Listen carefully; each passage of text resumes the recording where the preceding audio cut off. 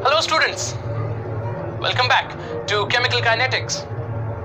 As you know that we are studying first order reactions, and here we are going to discuss what is half-life for a first order reaction, and we are going to see its graphical representation.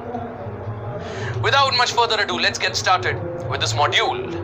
Now when we talk about half-life of a reaction, it is nothing but the time required for the concentration of the reactants to reduce by half of its initial value. So here you can see the original concentration, and after one half-life you can see that the original concentration has reduced by half of its initial value, and that itself is the definition.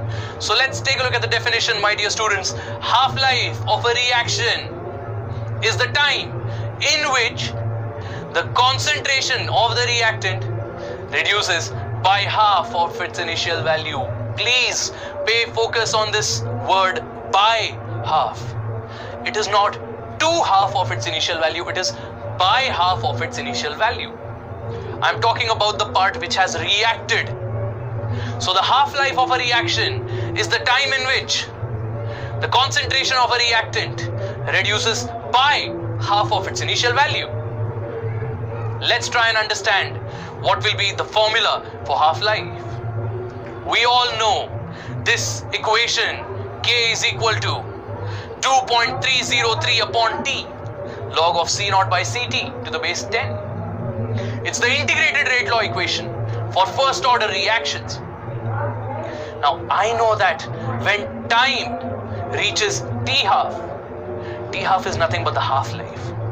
So when time reaches T half, the concentration reduces by half of its initial value, which means now just half the initial concentration is left. That is, Ct is nothing but C0 upon 2. Now all I have to do is take these values and put it in the integrated rate law equation. So I will get K is equal to 2.303 upon T half into log of C0 upon C0 by 2. Now we know that here C0 and C0 will get cancelled and the 2 will go up. So I will get T half is equal to 2.303 upon K into log of 2. As we all know, log of 2 is 0.301. And when we multiply these together, we will get T half is equal to 0.693 upon K. This is the formula for half-life of a first order reaction. Take a close look at this formula. T half is equal to 0.693 upon K.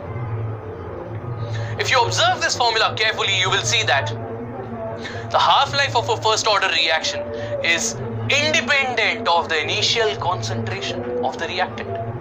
I don't have C0 in this formula, so T half does not depend on the initial concentration of the reactant. You will understand this point better when I show you the graphical representation. Also remember that T half is inversely proportional to rate constant. That is fairly obvious when we see the formula. Now if you see the graphical representation of half-life of a first order reaction, here's where it becomes really interesting. You have concentration of the reactant versus time. This is the kind of graph that you get.